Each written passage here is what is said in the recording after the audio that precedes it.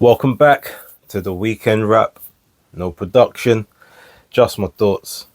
As always, please like and subscribe, share with a friend, a colleague, a relative, an associate, an enemy, any and all in between. It's appreciated. Now, I usually would have had this out a few hours ago, but I wanted to kind of sit with it a little bit, sit with my thoughts, just kind of see how I felt after watching, what we all watched and experienced yesterday. I think I'm in a right space now to properly sort of give my take. And there's going to be some things I'm saying here some people probably won't like, but we'll get to that. For those of you who watched Basis Picks, you will notice that it was actually accidental that I forgot to give a prediction on Sam Gilly and Ishmael Davis. Now, in my predictions league, I did pick Ishmael Davis to win via unanimous decision. So he met my expectations, but obviously for those of you here, you wouldn't have seen that. So apologies. And, I know it's easy to say after the fact, yeah, well, I picked him to win without the evidence there beforehand. But I hope you will, believe that I'm fairly trustworthy and fairly honest in what I say. So, yes. Now, also, I totally forgot that there was a top rank promoted card taking place, I believe, in Mexico with Rafael Espinoza against Arnold Kagai. You also had, sort of my favorite non-world level heavyweight in Richard Torres Jr. was also on the card. Emiliano Vargas was on the card as well. I didn't get a chance to watch it. I didn't think to, use the VPN to try and go over to Tubi and stuff. So I didn't give out the predictions of those either. But again, in the predictions league, I put down for Richard Torres to win via KO. I put down for Rafael Espinoza to win via KO. I think I put down for Vargas to win a unanimous decision. And there was one other one, but the name is escaping me on top of my head. I don't have the list in front of me. Apologies. But anyway, for anyone who wanted to know about that, that's there. Espinoza and Emmanuel Leo, I believe, are looking at doing a Angelo Leo, sorry, are looking at doing the unification possibly. Nick Ball still kind of floating around, not unifying with anyone, which that's something we could talk about another time as well. But yeah, so we'll kind of skip that because I haven't seen any of it, but I'll try and see if I can watch some of that later on. I'm pretty sure there were some fun fights there, if for nothing else. But yeah, let's talk about Tottenham Hotspur Stadium. Between 50 to 60,000 people there. I've had some friends who actually went in attendance, so it's good that they obviously went and enjoyed themselves as well, which is good.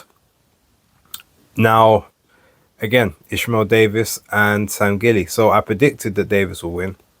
I didn't really give huge methods on how, but I said that the one thing he's going to need to do is he's going to need to figure out which stance works best for him and stay there. Now, that's not to say that if you're a switcher, you can't switch at all.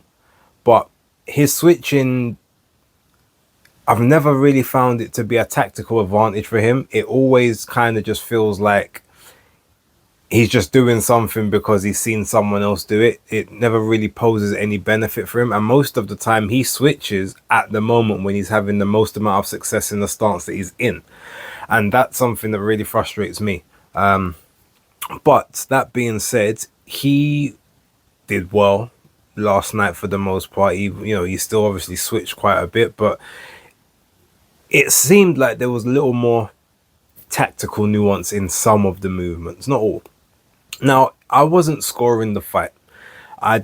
In one sense, I was using my phone. I was out. I was with the pup doing, duties and so when I came home and I was starting to kind of watch the fight, I was watching it sporadically on the phone. I wasn't really looking at each punch, each count, everything. But from what I saw, if we're going to go for say the first 4 rounds, to me it looked like Davis won 2, Gilly won 2. So then to see the card obviously of Carl Frampton, I think he had it 3-1 to Gilly, or 4-0 at that particular time. I know he gave him the first 3. Again, I'm looking. I didn't really see that myself. Again, I have had issue with sort of a lot of Carl Frampton scorecards, but it's fine. Ultimately, they started going into a bit of a trench warfare, and then something very interesting happened. And I'm gonna leave it at this one with regards to this. Every time that they got into a clinch or got up close, Gilly was the clearly stronger guy, and that also goes back to what I was telling people about. You can see that Ishmael Davis is a very, powerful looking individual, loads of muscles upon muscles on the top half of his body, but the skinny legs, he has no grounding. So it's quite easy for other fighters to push him back. And I can see if you've got a good inside fighter, like someone that's a proper good inside fighter, I can see him in big trouble moving forward, because it's almost like he's got no strength.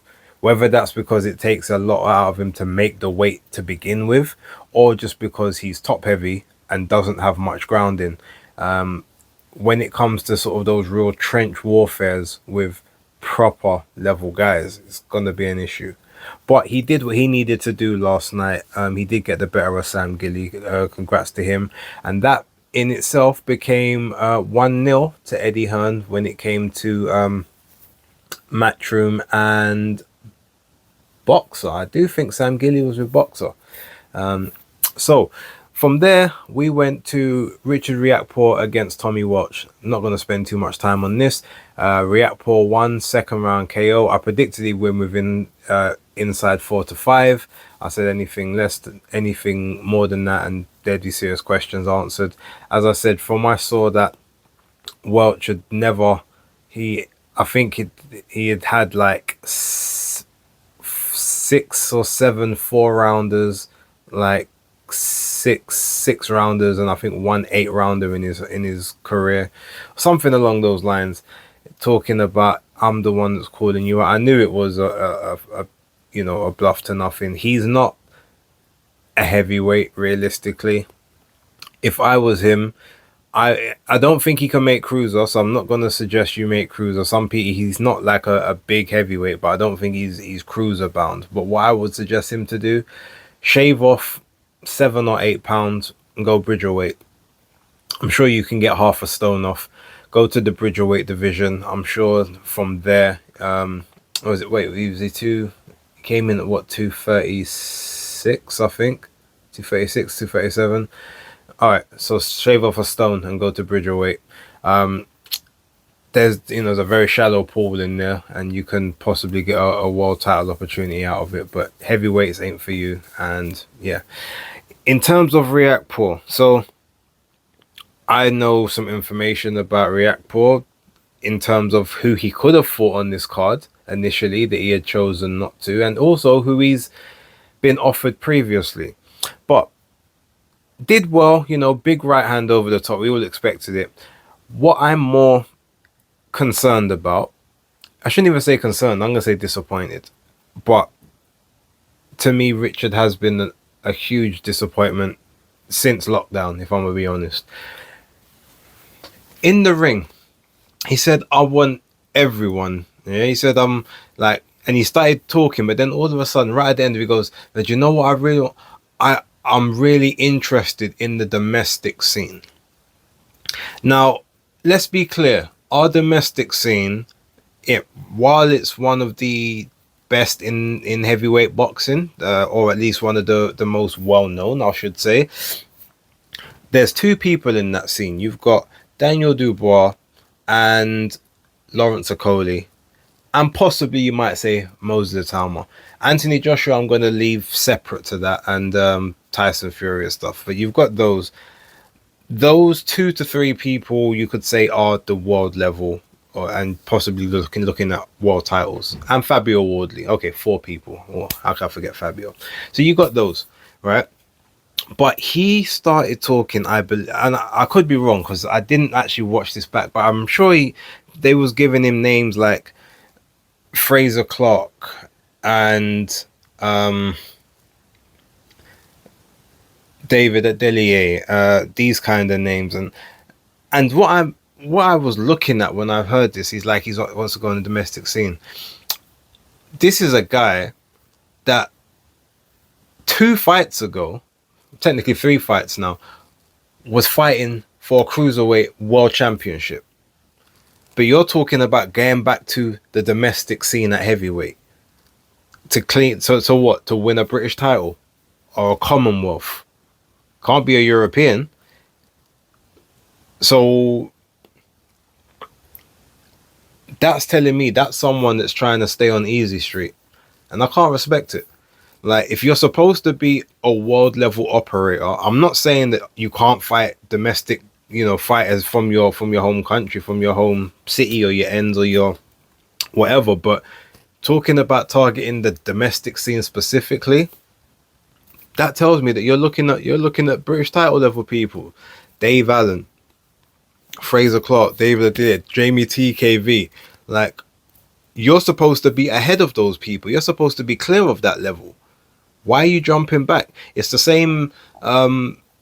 It's the same thing that people were criticizing Joshua Buatsi for when he went to boxer. Said, like, you left Matchroom and world title opportunities to go and face your domestic rivals for the British and the European titles and the Commonwealth titles. And while I had a bit more sympathy, I guess, for Buatsi in that moment, I couldn't dispute the claims that people were saying. And now with Richard, it's like the same thing. It's embarrassing. Like, if you are the quote unquote the midnight train and you're this guy, unless you're telling us directly, I'm not interested in world titles. I just want to have fun fights that the fans remember. If you're gonna say that, cool. You know what? Fine, say that. But don't tell me that you're looking for a world title and rare, but I'm gonna deal with the domestic scene first, bro. You're 35. How much more years do you think you got in the game? So let's say you deal with the domestic scene. That's gonna take you what, 1-2 years? Because it's not like you're fighting every 2 to 3 months. It's every 4 to 6, 6 to 7, 7 to 8. Like, we might not see Richard Riakporhe again until June next year. But you want to be fighting in domestic scene when you're 36, then 37. Is that really what you want your legacy to be? Like, I'm sorry, it's not good enough. It's embarrassing. Someone needs to talk to him about what he's doing right now. It's either you're going to be in it for what you claim to be in it for and act accordingly, or you're just going to be looked at as I don't even want to say a joke. You're going to be looked at as a duck. Like, now, I know that there's been fights that other people have chosen not to take with you. But again, there's fights that I know for a fact that Richard Riakporhe has been offered that he's turned down. And they're winnable fights. But it's almost like the risk of losing the fight, he's too scared to take the risk. It's the same reason why him and Dillian Whyte fell out back in 2019, because he didn't take the Lawrence Okolie fight on short notice. Dillian said you can win that fight, and that's the kind of opportunity you need to be taking. But anyway, it's frustrating because I believe, yes, he's not like a amateur standout on the Darling, but he's got good. There was a lot of good potential. There's a lot of good raw ingredients in there, and it just feels like they're being wasted. So yeah. Anyway, I've spent way too much time on that particular bout. While I just readjust my mic.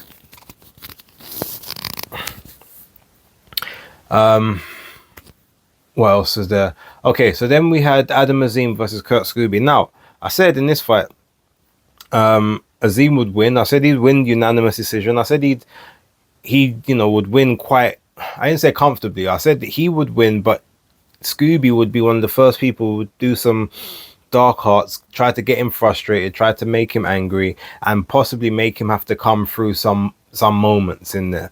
Now, I wasn't particularly right on that. I thought Scooby would do more. I've seen him do a lot better, but the quickness of Azim obviously took him out of his rhythm. However, he did manage to crack Adam with some pretty tasty right hands, and Adam took them. Now, I thought that he would have to, hold a few and show what his chin was made of, possibly have to come through crisis. And there was a couple of those I thought, oh, it looks like that one troubled him, but credit to him, he stuck in there, gritted it out, and then in the end, he started sitting in the pocket saying, yo, I'm going to try and get you out of here.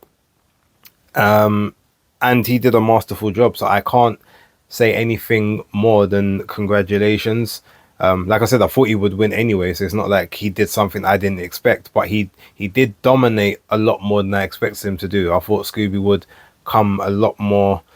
I felt like he would try certain things that would work, but ultimately he kept trying to spam a left hook from outer range, and ultimately Adam saw it coming a mile off and was just never in position for that to take place. Now, just before we move on, because I'm not going to scream and shout on this one, but we had the Howard Foster effect yet again. So in the 12th round, Kurt Scooby is taking a few shots onto the ropes. He sort of backs off a little bit. Adam Azim sort of steps forward, and you could tell that he looks a little bit tired, a little forlorn. He's still fairly strong, but he sinks down and he takes a knee. The same thing that people told Joseph Parker to do in the Fabio Wardley fight. You take a knee to get yourself composed, because you're still winning the fight, etc., etc. Come back in the 12th and win that, and possibly take it to scorecards. So Scooby in the 12th round, with I think about a minute or less to go, he's on his knees. Referee gets to like 7, coming up to 8. He gets up onto his feet. Referee says, "How are you?" He says, "Yeah, I'm good. I'm cool. I'm ready to go." Foster looks in his eyes and waves it off, and Scooby looks at him like, "What? Why?" "I'm good." He's like, "I'm good," and he just smiles and walks over to his corner like, "I can't believe it." Now, he was losing pretty much every round. There might have been one or a share of a round you could have given him, maybe a share of 2, possibly, right? But he had the 10-8 round, we had a point taken off, and Adam Azim just mastered everything. So you could say, well, referee saving him from himself. But I don't personally believe that extra minute Adam Azim was going to do anything that he hadn't done previously, and that, it was going to be to Scooby's health or his detriment. But it just goes to show, when people were saying Joseph Parker, no, you should have taken a knee and then you could have like survived the round and blah, blah, blah. Howard Foster clearly don't care if you take the knee or not. He's like, when he gets into his I'm ready to stop this mode, there's not really much you can do to stop him from doing that, except for maybe knocking the opponent out in that moment before he's ready to jump in. Again, I'm not gonna dwell on that one too much, because it wasn't the same kind of atrocious decision as previous, but again, it's just more form for Foster. Now, chief support. So let's look at Jack Catterall and Echo Esserman. I predicted Catterall would win this one. I thought he would win it on a points decision. Now, what I said would take place did. I said that Jack Catterall in the first half of this fight would pretty much be bossing it. He would be, trying to establish a big early lead, which he actually did better than I expected. He sat in the pocket, which is something, the Philly fighters like to do. He was sitting in the pocket, slipping and riding shots, popping shots out, trying to hold center ring and stay in there. And he ended up knocking down Echo Esserman in the 4th round. It was a heavy knockdown as well, but Esserman got up, managed to see that round out, and then came back in the 5th. Now, I said that Catterall would, the first sort of 6 rounds, he racked those up, he banked those, and then when Esserman starts to come back towards it, he's going to almost now be in crisis management mode, where he's going to be just trying to hold on, and he'll probably do just enough that he can kind of keep himself in the lead, but it's going to be touch and go, and I wouldn't be surprised if he had some scares towards the back half of the fight. And that is exactly how it played out, because from round 5, round 6, round 7, 8, 9, 10, Esserman was on Jack Catterall. Like, he wouldn't let him, the engine warmed up, that 3rd lung came into effect. He was just throwing punches. They weren't really massive heavy punches, but but they were enough to disturb Jack's rhythm. Jack reverted to type. He stopped staying and trying to hold center. He started to try and move around and try to pot shot, and he was just allowing Echo Esserman to basically build up momentum. Now, while Echo didn't win all of those rounds, he won a substantial amount of them to where you could have said it would be close on the cards. Then we got more poor refereeing, and I can't remember who was the referee in this bout. I don't think it was. It might have been Michael Alexander, but that sounds wrong. So if it wasn't him, apologies. But that's the only name I can remember. I can think of off the top of my head. It wasn't Steve Gray. It wasn't Howard Foster. It wasn't my. It wasn't. What's his name? Kieran, whatever the guy's name, and it wasn't Mark Lyson. So I'm gonna say Michael Alexander, but it probably wasn't him. Anyway, you have an instance where I don't know if a shot landed on Esselman initially, but it looks like the feet kind of maybe tangled. He tripped over as a shot was coming in. He tripped over the lead foot of Jack Catterall, and his knee touches the ground. Obviously, if your knee touches the ground, that's a knockdown, or the referee has to break and stop play. He bounces back up off of there. The referee's far out. He's waved his hands to say, it looks like he's saying break or whatever, but he's not close enough to the action to stop things happening. And at this point, Catterall, he lands a two-piece. One of the shots looked like an arm punch. The other one looks like it might have, caught him square on the button as he then falls back over. And then he's motioning to the ref like, what the hell? And then the ref gets him up, wipes off the gloves, and then allows him to proceed again. Now, if you've been knocked down due to your knees touched the ground and then you've been knocked down again afterwards, that's an instant break in the action. It's not okay, get up, wipe the gloves up. No, that's supposed to be a go to the neutral corner. Are you okay? Do you need some time? Are you able to continue? That's the immediate protocol for that, for a knockdown, especially when punches were then involved after a foul or an infraction. But the referee allows them to carry on, to which point Jack Catterall at this point has now just started teeing off on Echo Esserman.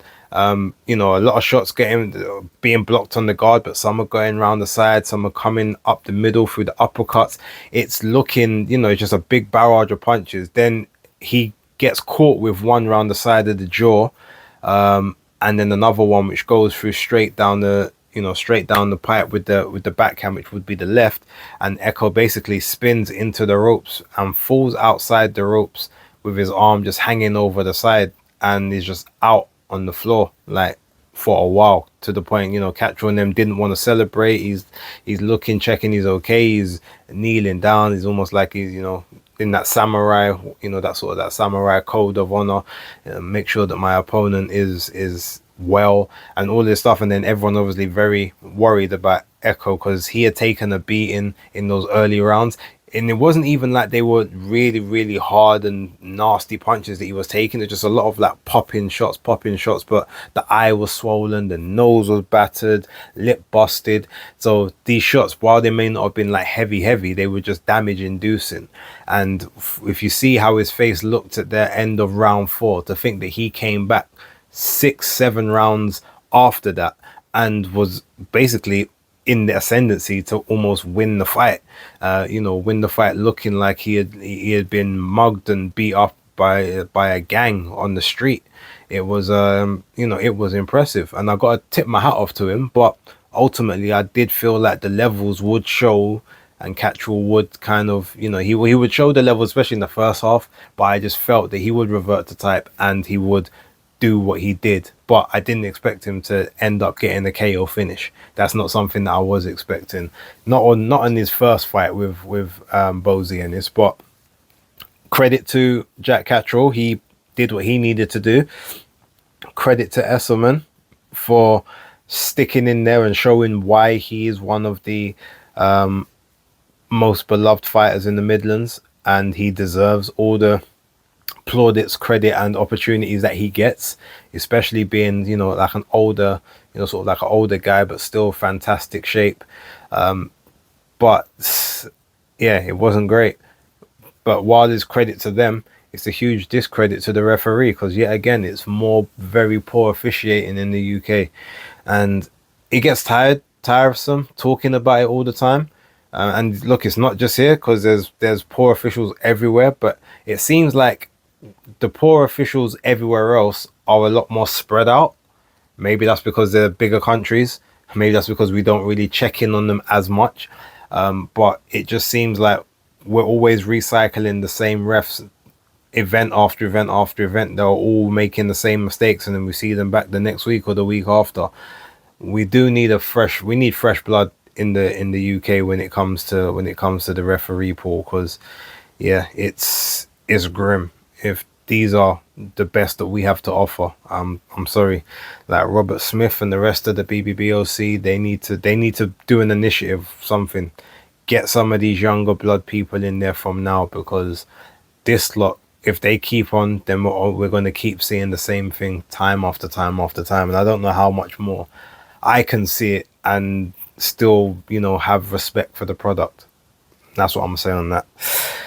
Looking at the main event, first things first. Now, I wasn't really able to take in Conor Benn's ring walk, because obviously I know he had the live percussion, the bands. I don't know what type of music they were playing. I haven't listened back to it. I don't know if it was like if it was sort of techno dance. I don't know if it was island music. I don't know if it was, whether it was Barbados, Grenada, St. Kitts and Nevis, like the carousel. I don't know what we was listening to, because all I just saw was the percussion. I saw them obviously going to the ring, filled big energy. Was it African? Was it tribal? Was it sort of tribalistic drums? I couldn't tell. But Conor Benn seemed very, very he seemed very emboldened by it. He seemed very happy and energy filled. So whatever it did, it gave him the necessary, jolt of energy that he needed, and I respect that. Then you get Chris Eubank Jr. coming, and he's walked to the ring by 50 Cent. Now, I can't lie, that gassed me a little bit. I was like, raw, I wasn't expecting that. And it's funny because they managed to keep that a secret, because I think very few people outside of obviously Chris and the team and the a couple of the presenters and that knew who it was, because I think even shout out to Addy, I think he even said that they told him, look, there's there's a famous rapper gonna come out here, but they wouldn't tell him who it was. They didn't do any of the the normal, you do the rehearsals, and 50 didn't do the rehearsals, and I don't think they found out it was 50 until maybe like half an hour before it was due to happen or something like that. So yeah, they managed to keep it quiet, which was cool. Done a little medley, started off with Many Men, then what was it Window Shopper was the second one, and then I'll Whoop Your Head. And I was like, yeah, okay. So he was doing wait, no, it wasn't Window Shop, it was Wankster, I think. So yeah, like it was, and it just felt almost, being back in 2002, 2003, 2004, 2005, 2006, that era. It looked cool. So I thought, okay, 1-0 to Chris Eubank Jr. on the ring walks. But that was as far as his victories went, because boy, he took a beating from round 1 all the way to round 12. And on my scorecard, I gave him 1 round, and I don't even remember which round it was. I think it was the 6th. And then I gave him a share of a round, because I was like, no, I think I gave him the share of the round between the 6th of him and Conor. And then I think I gave him maybe the 8th or the 9th round. I can't quite remember off the top of my head again, but my scorecard was like it was like, what was it, 1-10 and 1 even. So my final scorecard, ultimately, I'm not going to talk about the whole fight. Like, Chris looked labored. In the first round, there's a couple of punches he threw, and I thought, oh, these look a bit quicker than they did in the first fight. But after he threw those couple punches, everything else just went into slow motion. The legs couldn't really move. Like, he didn't really have any energy. It looked like he was throwing arm punches every moment. He couldn't get any momentum out of himself. Stance was poor. Looked stuck in the mud. And I just said, is he he gaming us? Is he waiting for like the the end rounds? Then all of a sudden, like, it gets 3, 4, 5 rounds, and you're like, yeah, okay, no, this is not tactics. This is a guy that is just not there for whatever reason. And I got I would make the joke and say Conor must have watched basis picks before he wins that fight, because he the performance he gave was pretty much the performance I said he would need to employ as his keys to victory, and that was to keep the right hand basically tucked and holstered, not to really even use it that often. Use the left hand, just use the jab with him. When he tries to jab, you jab, go up top, head body, keep him conditioned to the jab, not knowing when the right hand's going to come. And then when the right hand does come, don't even throw it upstairs, throw it to the body, so that he's always anticipating to go to the body. And then sort of 3, 4, 5 rounds in, that's when you can start trying to bamboozle him with the left and then shooting the right up top. If you throw it to where you think he's going to be rather than where he is, you'll have success. And that's pretty much what he did. There were, and he, to his credit, he was able to stick to the game plan. I didn't think that he would stick to it as much and as vehemently as he did, but he did. Big credits and massive congratulations on that. I obviously can't ignore the fact that Chris Eubank Jr. looked like he looked like a ghoul in the ring. There was just like, his body looked frail. He looked like an old man. He looked like someone that basically shouldn't be anywhere near combat sports at this point in time. He looked vulnerable. Anytime he jabbed Conor or threw a shot at Conor it touched him, and he carried on walking forward. Anytime Conor even just threw a jab, Chris Eubank, like, he moved back like 3, 4 steps. And when I saw that just told me, like, yeah, this ain't your night, Chris. Now, I did pick Chris to win. I picked him to win via split decision. I said I think Conor would do better. I think it would be more convincing. But I thought the Bomac thing, plus making the weight better, and the fact that he wasn't, the whole, he put on the 5 pounds between the obviously the first weigh-in and then like the ceremonial one, and just showing, look, he's on weight and he's making the weight fine. So there should be, I just felt that he would have enough to do what he done in the last fight, and be able to stave off any additional stuff that Conor did. Now, I didn't really factor as much into the fact that Conor may be the bigger guy, or at least I've put on the more weight between the 2 points. I didn't really factor that in. And in this one, if we're going to be fair, apart from height and reach, Conor actually did look like the bigger guy of the two. He looked, or at least he looked comparable. Like, it wasn't, that huge disparity that we had in the first fight. This one actually looked a lot closer in, like, maybe he could be at a middleweight, or if not a middleweight, at least the same, division as where Chris is at. So, yeah. And then, funnily enough, we get to sort of the end of the fight, the foregone conclusion. My scorecard, I think, was, I had it 119, 108, I believe, because obviously I gave 1 round even, and then there's obviously the 2 knockdowns for Chris in the 10th, because it would have been 119, 109, and then the 2 knockdowns would have made it 107, but because I gave that 1 round even, it ended up being 108 for my scorecard. But yeah, it was comprehensive. There was one scorecard, I had it 116, 110, which is interesting. I'm not sure what 4 rounds they gave him, but again, I wasn't there at ringside, not sure. I know one, I think, was 118, 118, 108 or something like that, and then I think one was 109, 107, so which was pretty much accurate to my scorecard, minus the draw round. So they had the post-fight press conference, and everyone tried to clap Chris into the press conference. He goes, well, what you guys applauding for? I didn't win. And even though he's living his truth, I think that's the reason why people just can't like Chris Eubank Jr.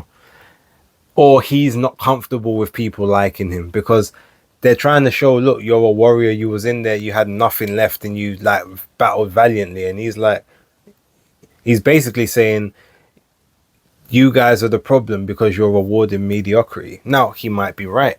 Maybe we shouldn't be clapping him because he managed to survive 12 rounds, but he lost. Like, the UK loves a lovable loser. There's a lot of other countries and, nationalities, races and creeds that don't support and don't subscribe to rewarding loss. If you lose, you either go back and you win, or you face shame and disgrace. Maybe that's a part of the Warriors code. That's a bit that I don't know about, and maybe that's what he's adhering to. So yeah, but in that moment, it's like, well, people are trying to give you your flowers for being a warrior, and you're just refusing that. Then even when he's like, oh, I won't be answering many questions, but who's got, and people are asking questions, valid questions. Yeah, tonight's not the night for that, to talk about that, or asking him about what's going on with you, and he's like, yeah, don't want to talk about it. I think he was, he maybe allowed some of the women to pose their questions, but obviously I guess he does have a bit of a code when it comes to women, and at least allowing them grace. He definitely was affording the women in the press conference a lot more grace than the men, which I'll commend him on. But yeah, just ultimately he just kept alluding to, look, I've been through hell. I went through hell and back in that camp. I thought that I had enough.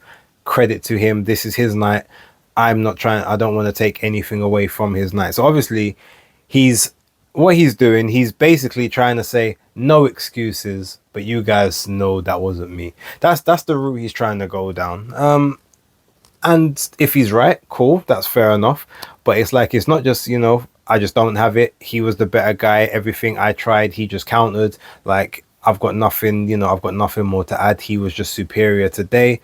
And that's that. But he's giving you that little bit of a string for you to try and tug on. Well, what was wrong, Chris? What was wrong? Is that I said I'm not talking about it.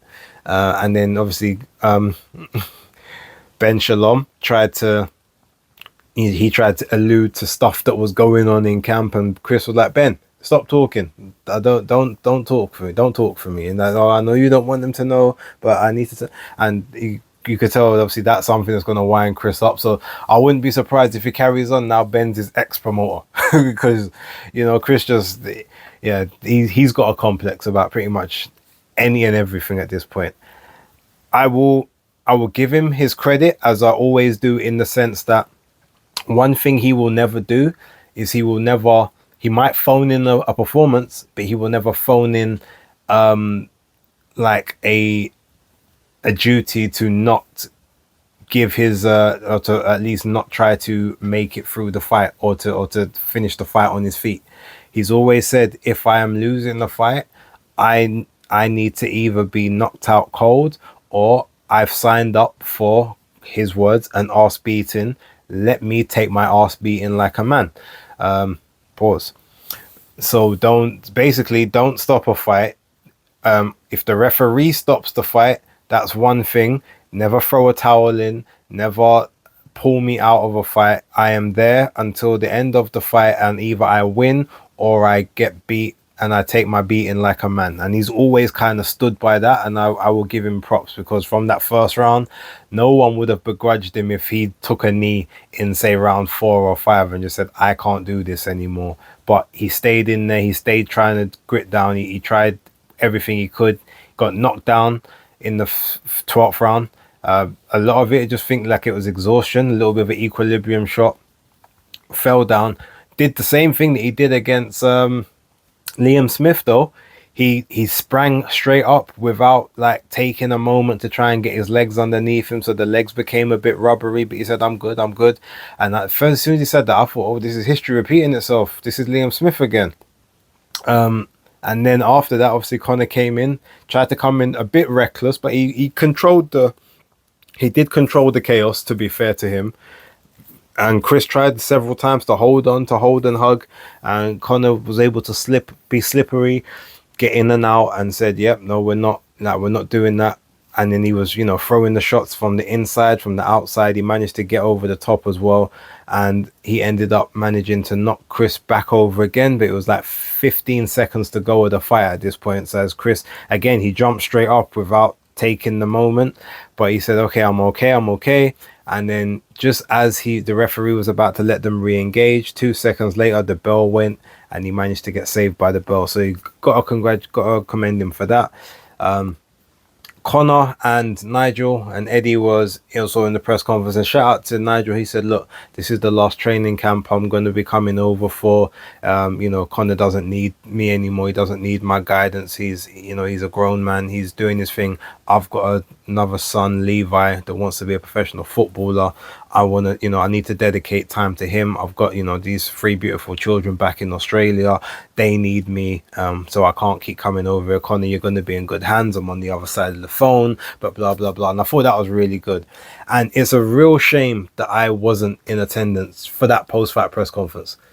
Because you guys know, obviously, anyone who knows the channel, fathers and stuff, that I hold fathers high and dear in everything. And I had some questions that I can't lie,